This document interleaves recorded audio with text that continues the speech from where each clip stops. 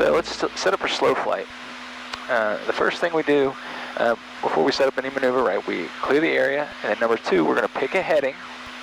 I'm going to pick 300 and pick an altitude, 3,000 feet, okay? And we're going to try to stick to those headings and those altitudes, okay? Now we're going to go into slow flight, okay? Slow flight is a great maneuver. It teaches a student how to maneuver an airplane in a landing configuration. So for this airplane, a landing configuration just means flaps and a slow airspeed.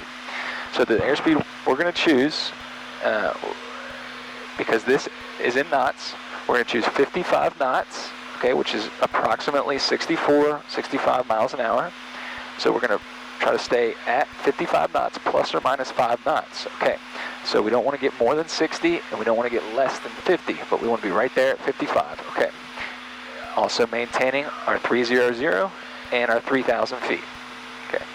So what I'll do, I'll go ahead and pull our power back, and anytime I'm under 2,000 RPM, I teach to pull your carb heat. And you see how our airspeed's starting to come down? Now it's in the wide arc. I can put a notch of flaps in.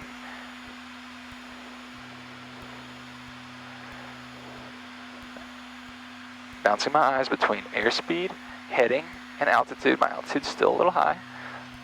All right, so I can bring that down. There's my 20 degrees of flaps. My airspeed's still dropping. If your heading comes off, primarily use your feet, use your rudders, okay? I'm trying to just keep these pretty much even. The ailerons pretty much even, using your rudders for less than 15 degree turns. Okay, now there's 55. Let's put the rest of my flaps in. I like to use 30 degrees of flaps to simulate. Okay, now I can't pull back anymore once I get to 50 knots. Okay, so I'm starting to go down, so I have to add power back in. My RPM's now close to 2,000. Now I'm sinking, okay? I can't pull back anymore on my yoke, okay? Because that's the limits of my slow flight, okay? And I'm still sinking, so I need more power. More power, more power. Your throttle, primarily, it's your altitude, okay? Your elevator, your yoke, is primarily airspeed. You see I'm getting slow here on my airspeed? I need to pitch down. 55 is what we're aiming for. I'm okay at 50 and I'm okay at 60, but 55 is our aiming point, okay? 2,100 RPMs, and I'm climbing just a bit back up to my 3,000. So what we can do now is we'll practice descending. So he'll say, let's put us on a heading of 210 and descend to 2,800. Okay, so 210, so I'll make a slight turn with the ailerons, just a little bit with the ailerons, more rudder control, and then I'll pull some more power back, maybe 1,500 or 1,600 RPMs, staying at 55 and doing a nice slight turn to 210 as my airplane's descending. Keeping my airspeed, right, I'm bouncing my eyes, okay? This is all about coordination, okay, knowing what to do. This is my elevator, right? This is my yoke.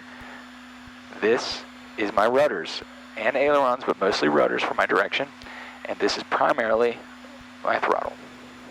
There's my 210. You can use that opposite right rudder to get back if you did overshoot.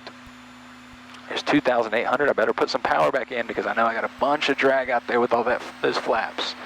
So I'll put it back to about 2,000 RPM, put my carb heat back in, and watching my airspeed, always back to that airspeed, very important. 50, I can't pitch up anymore once I get to 50, okay? So there we go. Now I'm at my 2,800, I can pull back just a bit to maintain. Back to my heading, 210. That's slow flight. Go out and practice, be safe, set parameters for yourself, and have some fun doing it. It's a really, slow flight is one of the best maneuvers to practice for coordination, and it will really help you be a safe pilot when you're coming in to land the aircraft.